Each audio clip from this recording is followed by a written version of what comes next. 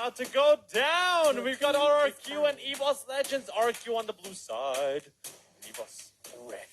Now, of course, starting off with this sort of picks and bans, we're already seeing Ling off of the map. Same goes to the carry. So RRQ targeting very, very specifically, which means that Evos Legends being forced to ban away Selena as well as Claude. Yeah, and it looks like Valir is out in the open for both of these teams, but it looks like Uranus is going to be the pick for RRQ Hoshi. I really would have liked to see, R7 get to play something a little bit more flashy, but that's not so bad, especially for Evos here, because now they're going to be able to pick Valir for themselves. That's right, and I'm hoping to see Valir to be occupied here alongside with the child that we've talked about. But hey, Rock, not too bad as well. They could definitely go for that, and that definitely wouldn't reveal the rest of it. So, yep, they're going to be hovering and locking that one in as we speak. Now, RRQ has to reply to this as they see, okay, you've got a really, really good support there, and you've got a potential flex pick. Flex pick who could go into a tank, who also could go into the off lane. But, I guess off lane isn't too much of a concern when you have something like the Uranus here, so I'm expecting them to think about, okay, time for the hyper carries. We could look for the Granger or the carry, but it looks like they're choosing the Granger on top of the Kufra. Now, the question is, heading in towards that later stages of the game, the Evos here is either being forced to pick that marksman before one more ban comes in for RRQ Hoshi. But I'm thinking, what exactly should they go for? Because so many of all these marksmen being banned away, Granger already being picked up. They are still going in for the jaw hit as they head in towards the second half of the draft. Now, I'm looking at Evos here. Should they actually ban out Aurora, although they've already had that Kufra on the side of RQ? Yeah, I think, honestly, if they wanted to get rid of the Aurora, it wouldn't be too bad. A lot of their guys are pretty squishy and are very susceptible to magic damage as well. Not Juan, but Jawhead as well as the Valir. Naturally, they don't have a lot of life, and especially for Valir, he can't really go into a defensive style of build because he needs to add on more magic damage. RQ Hoshi giving a lot of respect. They're making sure that Sicilian does not go through. Evos here to reply. Well, of course, Sicilian is that really big sort of the pick that can be opened up for either side to pick up, which poses quite a lot of threat. Now, like I said, Aurora should not be played at all by RRQ. So this is definitely a sign of relief for Evos, which means that they really gotta look for some other mages here coming for RRQ. I'm thinking Kagura, which is not too bad, and it's still gonna be pretty tough to play that one out for sure, depending on how they really want to go for it. But hey, Foramus is still up for grabs for Lemon, which is definitely his sort of a favorite pick so far in the entirety of the playoffs. And speaking of supports, this is gonna be great. Yeah, it looks like Evos, they want to have some quicker rotations here. They're not going to go play a tank this time around. They're going to go and stick with a split pushing composition. My guess is a 1-3-1 and have a marksman or potentially a double a mage instead if they don't really want to play any other sort of marksman. I mean, 1-1 is still technically on the table if we're being honest here. Yeah, wow. Mincetar alongside with Kagura. This is definitely smart. Like, Cal cannot need to pick his fights. He cannot risk having the Mincetar around.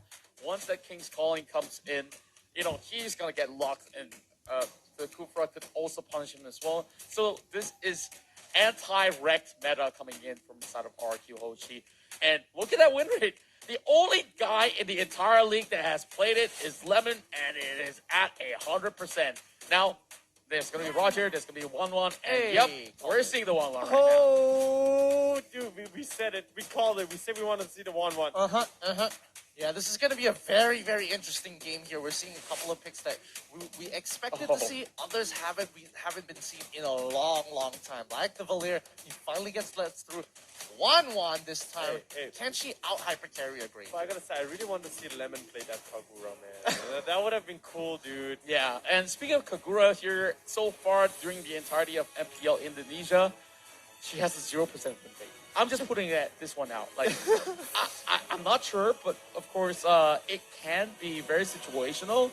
And after all these changes, after so many new mages being introduced, of course, she has fallen off the radar. And let's be honest here, Kagura, not really the easiest sort of mage to play, but she's really rewarding once you land those really big yin-yang overturn.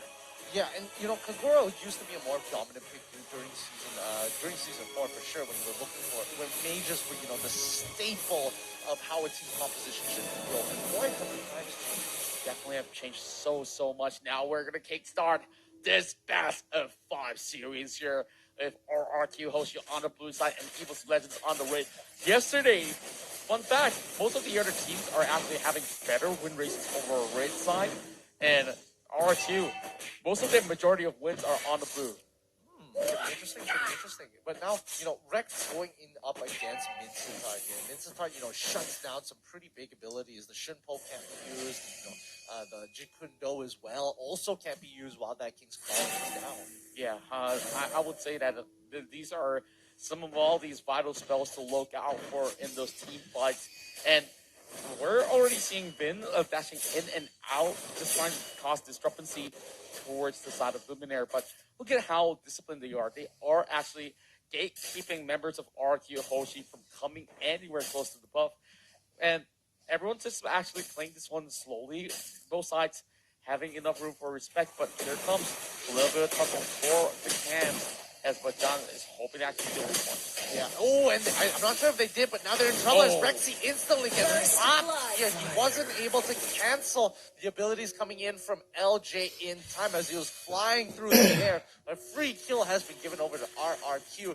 Unfortunately enough, for Evos, they're not going to be getting the first blood. Yeah, and I really like the setup coming in from RQ Hoshi. It's like they've already expected them to actually walk right into it. So they've already enclosed it every corner. So here's a little bit of fun fact.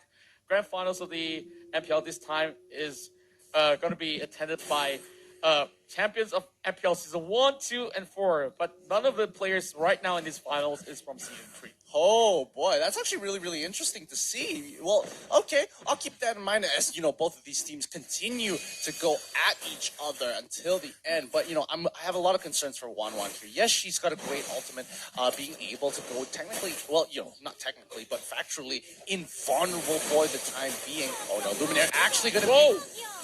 Don't face check it.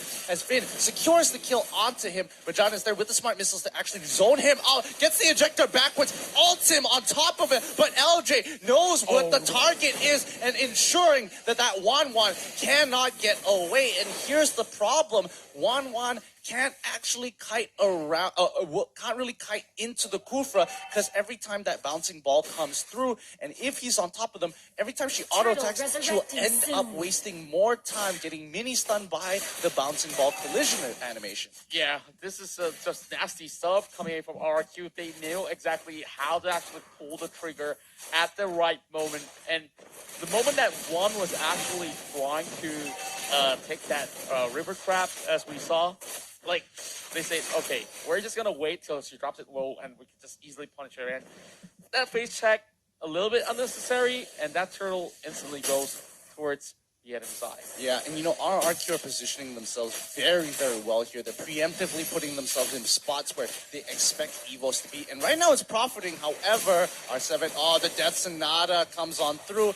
Luckily, Wanwan is able to secure, isn't able to secure. Sorry, that's the red buff. But the blue buff was secured by the Death Sonata coming in from Sin. Now, Bajan's going to be locking him under the turret. R7 will be able to secure the kill still. And he's trying to actually run off, but Finn will be clipped off by 1-1. Then that definitely has to be the first kill for Evos Legend. All right, at least to get some retribution here. LJ is right on top of Rexy. Rexy trying to chunk him out, but he doesn't do enough damage, especially against the legs of Kufra here. Safeguarding this bot lane, making sure that R7 has an escape path so they don't get dove under target. But R7, he wants to get into the middle of this fight here. Rex have rotated across the map, actually. They sacrificed the top side of the map in trade for this bottom tier 1. Yeah, and I would say that that's definitely the Granger that they need to focus on, because RRQ, they're reaping the rewards, and here comes the Way of the Dragon there. They might be able to secure the kill, but one managed to actually dash all the way through, and here comes the rest of Evos chasing on Red Lamb, and he will be able to actually get picked up. Yeah, and Sin actually broke all the way till the tier 2. Are they going to keep on going here? Looks like Evos is still on the losing end of the scale.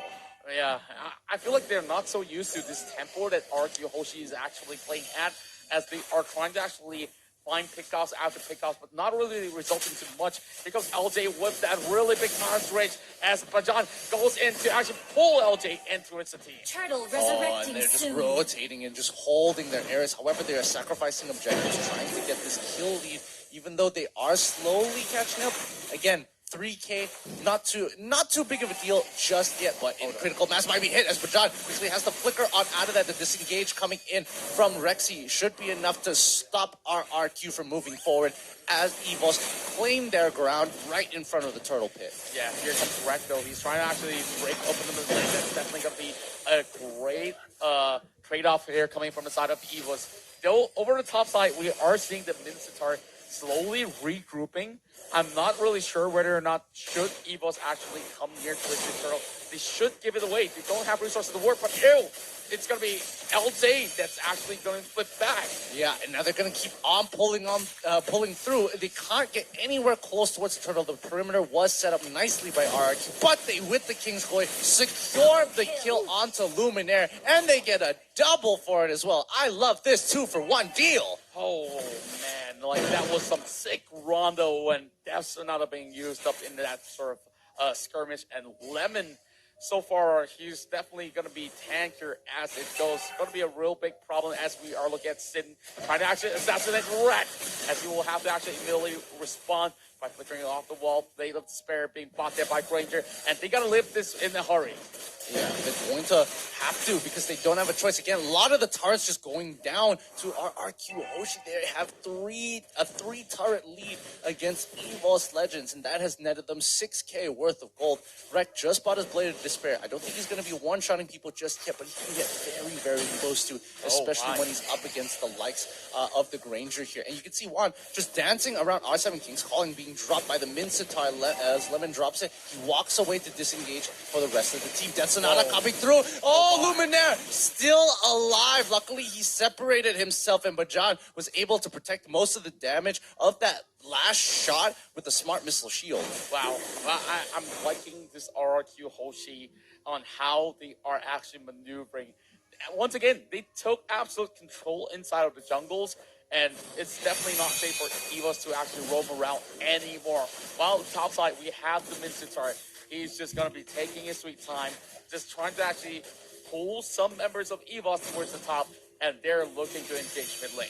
Yeah, they're just holding on to their last tier 2. They don't want to be forced back into their bases. And not to mention that this is an important tier 2, because now that their mid-tier 1 is gone, they can kind of guard the entrances to the jungle. Bajan is in a lot of trouble. He quickly flickers on out of there. That last hit from the Death Sonata quickly turned onto Rexy. Unfortunately, they won't pick up the kill. However, a very big battle spell coming out from their playmaker, Bajan. Yeah, and of course, this definitely pulled a lot of pressure off of the side of RRQ.